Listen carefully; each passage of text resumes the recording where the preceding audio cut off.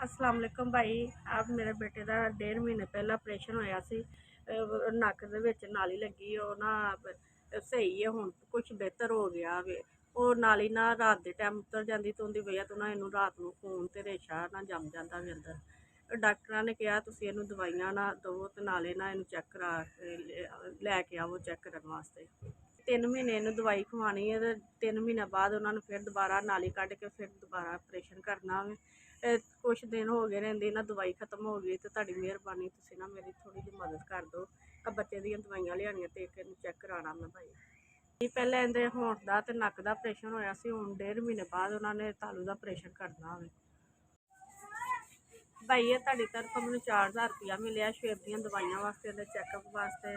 ਅੱਲਾ ਤੁਹਾਡਾ ਭਲਾ ਕਰੇ, ਅੱਲਾ ਤੁਹਾਡੇ ਬੱਚੇ ਜੀਣ, ਹਮੇਸ਼ਾ ਤੁਸੀਂ ਖੁਸ਼ ਰਹੋ, ਹਮੇਸ਼ਾ ਤੁਹਾਡੇ ਖਜ਼ਾਨੇ ਭਰੇ ਰਹਿਣ। ਤੁਸੀਂ ਮੇਰੀ ਮਦਦ ਕਰਦੇ ਪਏ, ਮੈਂ ਬਹੁਤ ਖੁਸ਼ ਹਾਂ। ਤੁਸੀਂ ਮੇਰੇ ਭਾਈ ਮੇਰੀ ਮਦਦ ਕਰਦੇ ਪਏ ਜੀ।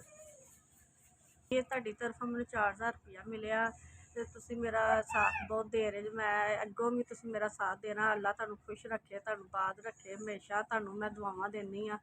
ਤੁਸੀਂ ਕਿਹੜੇ ਵੀ ਭੈਣ ਭਰਾ ਨੇ ਮੇਰੀ ਮਦਦ ਕਰਦੇ ਪਏ ਜੇ, ਅੱਗੋਂ ਵੀ ਮੇਰੀ ਮਦਦ ਕਰਨਾ। ਅੱਲਾ ਤੁਹਾਡੇ ਬੱਚਿਆਂ ਨੂੰ ਸਿਹਤ ਤੰਦਰੁਸਤੀ ਦੇਵੇ, ਹਮੇਸ਼ਾ ਤੁਸੀਂ ਖੁਸ਼ ਰਹੋ।